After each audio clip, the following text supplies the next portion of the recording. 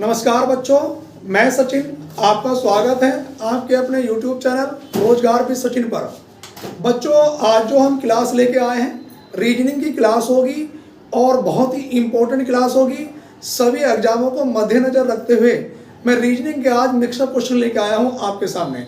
जो भी विद्यार्थी हमारे YouTube चैनल से नए जुड़ रहे हैं, सबसे पहले तो वो हमारे YouTube चैनल को सब्सक्राइब कर लें और बेल आइकन को भी जरूर दबा लें ताकि उन पर जो भी नई वीडियो आए बच्चों वो पहुंच जाए। आइए चलते हैं रीजनिंग में। आज मिक्सअप क्वेश्चन कराएंगे, बहुत ही दमदार, सभी एग्जामों में बहुत महत्वपूर्ण होंगे। तो बेटा रीजनिंग में मेरे पास आज के जो टॉपिक होगा कोई प्रॉपर एक टॉपिक नहीं है, मैं सभी टॉपिकों से मिक्सअप क्वेश्चन कराने वाला हूं। तो आप लोग सभी विद्यार्थी कॉपी पेन उठा के बैठ जाएंगे। पहला क्वेश्चन लिखेंगे सभी विद्यार्थी, लिखेंगे यदि किसी घड़ी में 7:30 हो रहे हो, यदि किसी घड़ी में 7:30 हो रहे हो तो घंटे एवं मिनट की सुइयों के मध्य कितने डिग्री का कोण बनेगा।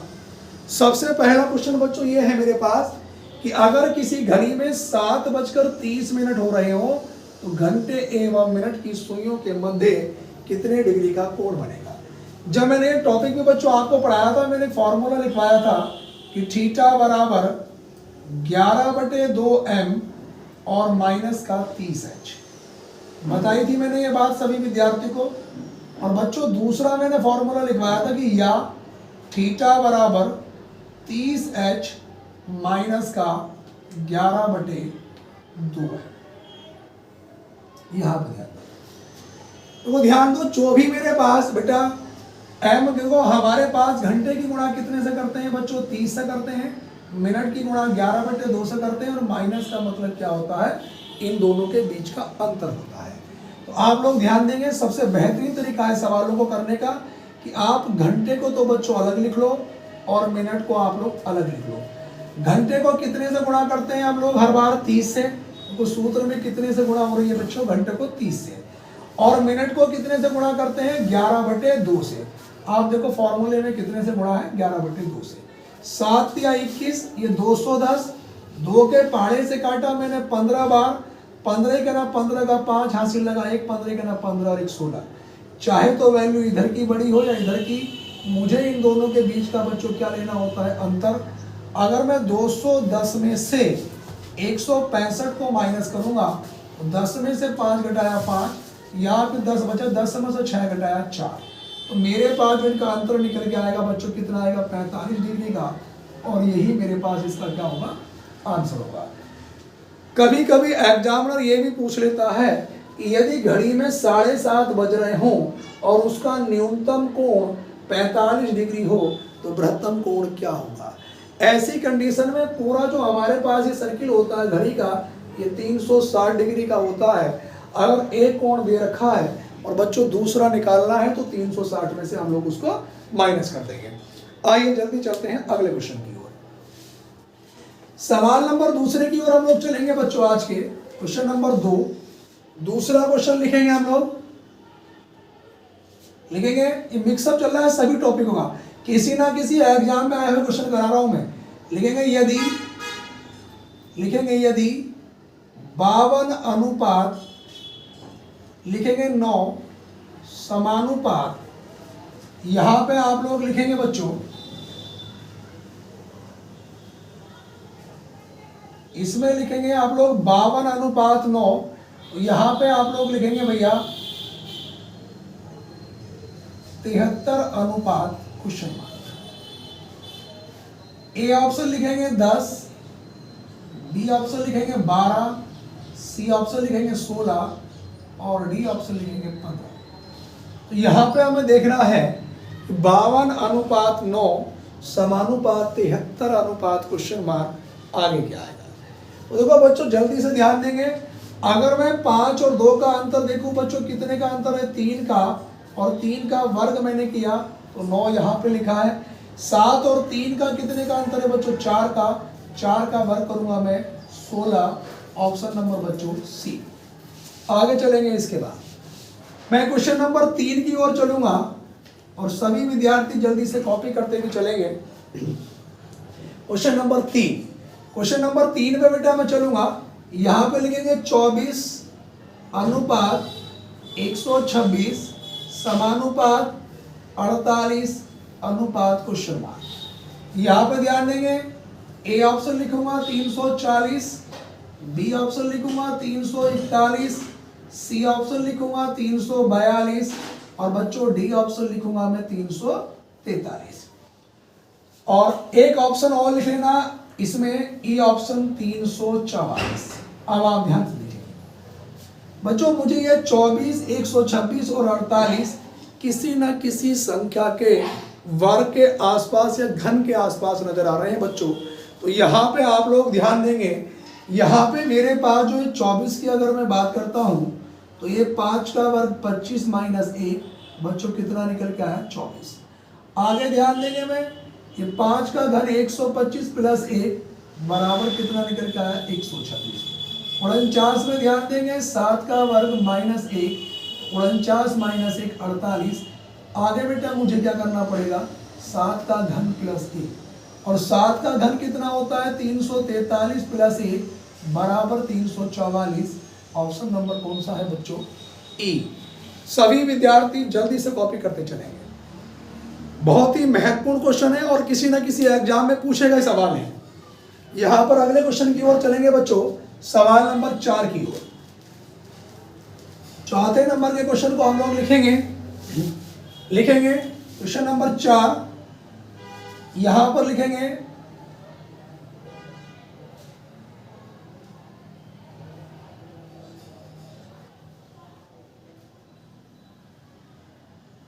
दी गई आकृति में कितने त्रिभुज हैं। दी गई आकृति में कितने त्रिभुज हैं। त्रिभुजों की संख्या, ट्रायंगल की संख्या निकालनी है बच्चों। मैं यहां पे ऑप्शन लिखूंगा, A option 5, B option 13, C option 27 और डी ऑप्शन 48 और एक ई ऑप्शन लिख लेंगे बच्चों, इनमें से कोई नहीं, इनमें से कोई नहीं। तो यहां पर ध्यान देंगे बच्चों, मेरे पास बड़ा बेहतरीन क्वेश्चन है और एसएससी के पेपर में पूछा गया है, यूपी ट्रिपल एससी के एग्जाम में पूछा गया है कि दी गई आकृति में त्रिभुजों की संख्या कितनी होगी। इन्हें करने का सबसे बेहतरीन तरीका है, आप लोग तीनों साइड देख लो, 1 2 3 1 2 3 1 2 3, ये तीनों ओर से बराबर होती हैं हमेशा। तो मेरे पास देखो 1 2 और 1 3, यहां पे करने का तरीका मैंने 1 2 3 लिख दिया। पहला वाला अंक बच्चों ऐसे का ऐसे ही उतरेगा, अगले वाले में 1 में 2 जोड़ूंगा तो 3 और 3 में 3 जोड़ूंगा तो बच्चों 6 और 3 9 और 1 कितना हुआ 10। मेरा भी आंसर नहीं आया बच्चों। अभी तक मैंने इस कंडीशन को चला, अब मैं नीचे से ऊपर की ओर चलूंगा। मैं पहले वाले पद को छोड़ूंगा, दूसरे पद को लूंगा, फिर छोड़ूंगा, नीचे से चलूंगा, 1 छोड़ूंगा, 1 लूंगा, 1 छोड़ूंगा। तो यहां पर मैंने किसको लिया 3 को और 10 में 3 और जुड़ जाएगा बच्चों 13। तो मेरे पास ऑप्शन नंबर कौन सा है बच्चों, डी। उम्मीद करता हूं सभी बच्चों को समझ आ रही होगी बात। इसके बाद बच्चों क्वेश्चन नंबर 4 सभी विद्यार्थियों ने उतार लिया होगा। जो नए कैंडिडेट जुड़े हैं भैया वो हमारे यूट्यूब चैनल को जरूर सब्सक्राइब कर लें और जो आपके साथी हैं उनको भी लिंक शेयर कर दें। क्वेश्चन नंबर 5 पे हम लोग आएंगे भैया। 5 नंबर क्वेश्चन लिखेंगे हम लोग। 5 नंबर में लिखेंगे बच्चों, हमारे पास क्वेश्चन नंबर 5 ये है कि दी गई आकृति में कितने वर्ग और त्रिभुज हैं। अगला क्वेश्चन ये है कि दी गई आकृति में कितने वर्ग और त्रिभुज हैं। जल्दी से निकालें सभी विद्यार्थी, दी गई आकृति में कितने वर्ग और त्रिभुज हैं। तो देखो बच्चों, अगर मैं वर्गों की बात करता हूं तो यहां पर मेरे पास एक वर्ग पूरा ये रहा, एक ये रहा 2 और एक ये रहा 3। और देखो ये भी वर्ग ही होता है जिसकी चारों भुजाएं बराबर होती हैं। ये एक वर्ग ये रहा, 3 तो वो थे 4 और एक वर्ग बच्चों ये रहा 4 और 1 5। तो वर्ग कितने निकल के आए बच्चों, वर्ग तो मेरे पास निकल के आ गए 5। अगर मैं त्रिभुजों की बात करता हूं बच्चों, तो मैंने आपको बताई थी कंडीशन ये कि जब भी मैं त्रिभुज निकालता हूं यहाँ पर इस वाली कंडीशन में मेरे पास जो त्रिभुजों की संख्या है उसको कैसे काउंट करते हैं, 1 2 3 और 1 4, तो जितने विकर्ण उतने से गुणा। यहाँ पर 4 है विकर्ण, कितने 2, तो 4 दूनी 8। इसका मतलब 8 त्रिभुज इस वाली आकृति में हुए, 8 त्रिभुज इस आकृति में हुए, 8 त्रिभुज इस आकृति में हुए, 8 या 24 त्रिभुज तो बच्चों मेरे पास ये रहे।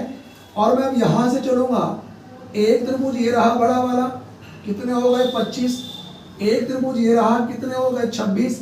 अब अपोजिट साइड में आएंगे, एक त्रिभुज बच्चों ये रहा मेरे पास, कितने हो गए 27, और बच्चों एक त्रिभुज मेरे पास ये रहा, तो कितने हो गए 28। तो मेरा इसका आंसर जो होगा बच्चों, वो आंसर ये होगा 28 त्रिभुज, 28 त्रिभुज और 5 वर्ग। 28 त्रिभुज और 5 क्या होंगे बच्चों, वर्ग होंगे। उम्मीद करता हूं सभी बच्चों को समझ आ रही होगी बात। अगले क्वेश्चन की ओर हम लोग चलेंगे, सवाल नंबर 6 की ओर चलेंगे बेटा, क्वेश्चन नंबर 6 की ओर। 5 सवाल करा चुका हूं मैं अब तक, क्वेश्चन नंबर 6 पे हम लोग चलेंगे। क्वेश्चन नंबर 6, छठे नंबर का सवाल ये है, हमें बताना है कि 15 अगस्त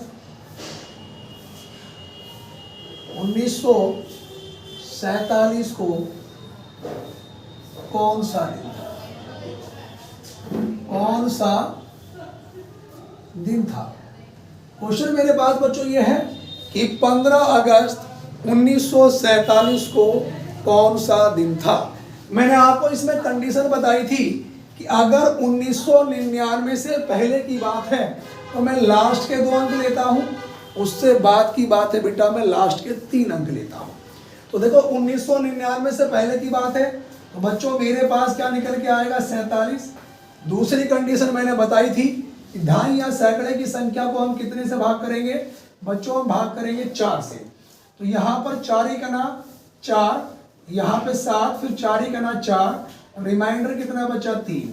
तो मैंने बताया था कि बिना दशमलव का भागफल लेंगे, बिना दशमलव का भागफल कितना निकल के आया बच्चों 11। तीसरी कंडीशन मैंने बताई थी कि दिए गए महीने की तारीख को लिखेंगे, तारीख कितनी है बच्चों 15। फिर मैंने बताया था दिए गए महीने का कोड लिखेंगे, अगस्त का कोड कितना होता है बच्चों 2। इन सबको आपस में जोड़ेंगे, 7 और 1 8, 8 और 5 13 और 2 15, हासिल कितना लगा 1, 4 और 1 5 और 1 6 और 1 ये बच्चों 7। सबका टोटल कितना निकल के आया 75। मैंने बताया था टोटल को कितने से डिवाइड करेंगे 7 से। 7 से अगर बच्चों मैं भाग करूंगा तो 7 ढाई 70, और जो भी मेरे पास शेष फल निकल के आएगा उस सारणी द्वारा देख लेंगे।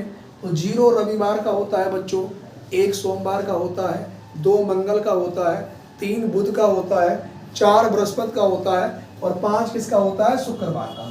तो बच्चों मेरे पास इसका फाइनली आंसर क्या निकल के आया शुक्रवार।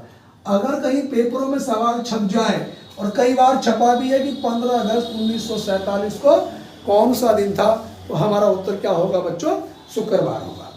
अगले क्वेश्चन की ओर चलेंगे। ये 10 क्वेश्चन मुझे आपको कंप्लीट कराने हैं बच्चों पूरे। क्वेश्चन नंबर हम चलो चलेंगे 7 की ओर। 7 नंबर के क्वेश्चन पे हम लोग चलेंगे बच्चों। क्वेश्चन ये है 7 नंबर की ओर।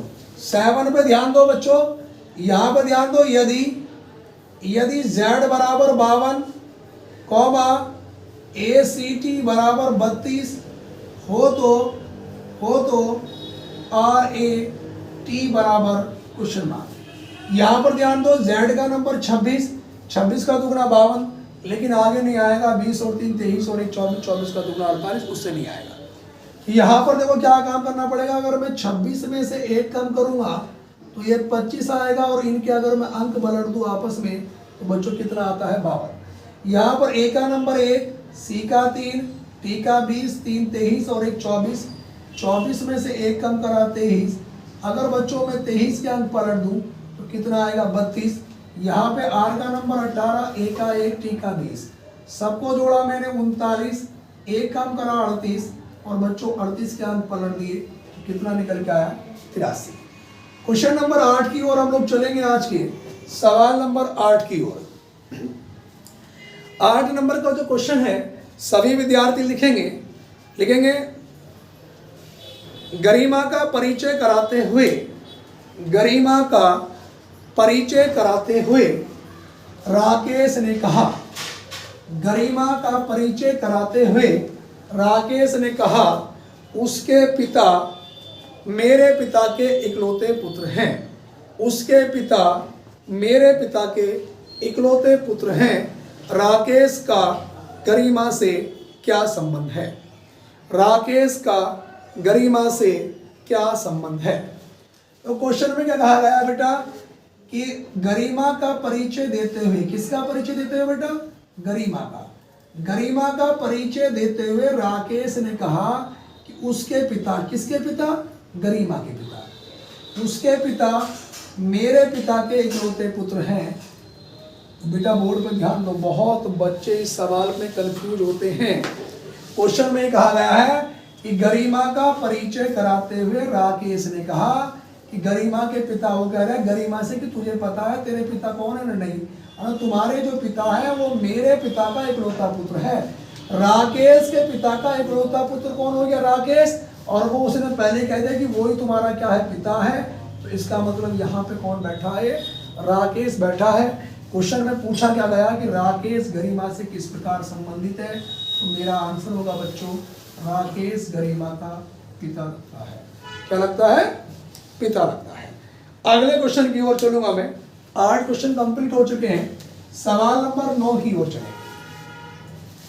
9 नंबर का जो बच्चों मेरे पास क्वेश्चन है, 9 नंबर के सवाल पे हम लोग चलेंगे।